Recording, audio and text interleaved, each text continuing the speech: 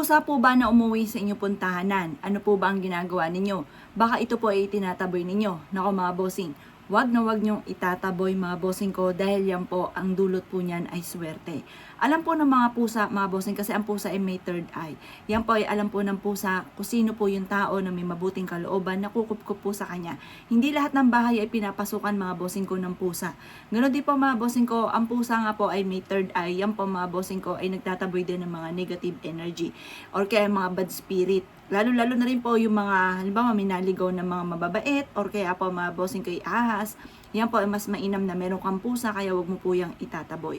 Ang pusa mga bossing ko ay makakatulong upang sa ganoon bukod po sa nagtataboy nga po ng mga mababait po yan mga bossing ko at ganoon din po ng ahas. Yan po mga bossing ko ay nakakatulong upang sa ganoon ay maka-attract po yun ng swerte. May kakayahan ang pusa sa lahat ng klase ng hayop.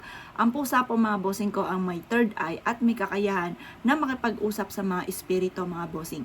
Ganoon din po kapag mabuti ang inyo pong pakikitungo sa pusa, hindi nyo po ito tadyakan mga bossing at ganoon din po mga bossing, hindi nyo po siya mga bossing kung binabato o binubuhusan ng tubig mga bossing ko, yan po mga bossing ko ay maaaring ang pusa ay makapag-usap sa mga good spirit at sabihin po bigyan po kayo ng blessing mga bossing. Dahil yung nga pong pusa mga bossing ko, yung mga papulupulupot po sa binti po ninyo, yan po mga bossing ko yung may ibig sabihin din po yan.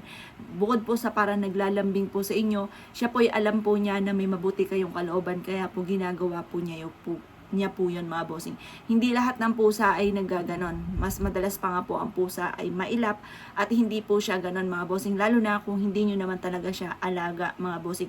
Hindi basta-basta po yan tumutuloy sa bahay. Pero sabi nga po nila, ang pinakamaswerteng pusa na mag-i-stay po sa bahay po ninyo ay may tatlong kulay. Yung puti, brown at saka black mga bossing. Sabi po nila, yan ang isa sa mga pinaka-the best na sumisimbolo ng kasaganahan na once na ang pusang yan ay umenter sa loob ng inyo pong bakuran.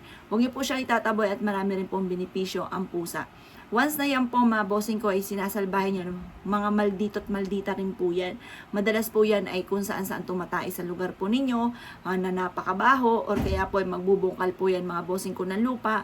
Yan po ay mananalbahe rin po sa inyo. Hayaan nyo lamang po siya dyan mga bossing ko. At yan po mga bossing ko ay may intention din po siyang pakay kung bakit po siya ay nag-i-stay po sa inyo dahil nga po ang dulot rin po niyan ay swerte. Huwag nyo itaboy ang swerte mga bossing. Hayaan nyo lamang po siya dyan. Or kaya isa pa sa mga sikreto kung ang katabing bahay po ninyo ay gusto nyong bilhin mga bossing ko, lalo't wala naman nakatira at for sale po ito mga bossing, huwag kayong mananalbahe mga bossing ko na nag-i-interest ko sa iba, malas po yun. Ngayon po kung yan po ay bakante at gusto nyong bilhin, nakakita ka ng pusa mga bossing ko, ang gagawin nyo lamang, yung mga pispis po ninyo, doon nyo papakainin mga bossing ko sa bakanting lupa. Tapos, i-wish nyo po na mabili nyo yung lupang yon. Magkaroon ka ng maraming pera at mabili nyo na yung lupang yon. Isa po yan sa mga sikreto, proven po yan. Marami na rin nagpatotoo na mga kakilala ko na ganyan po ang ginawa, na ganyan din po ang aking pinayo at napaka-powerful. Kaya kung ikaw ay naniwala at nais po yung gawin, asya mga boss, good luck po sa inyo po lahat.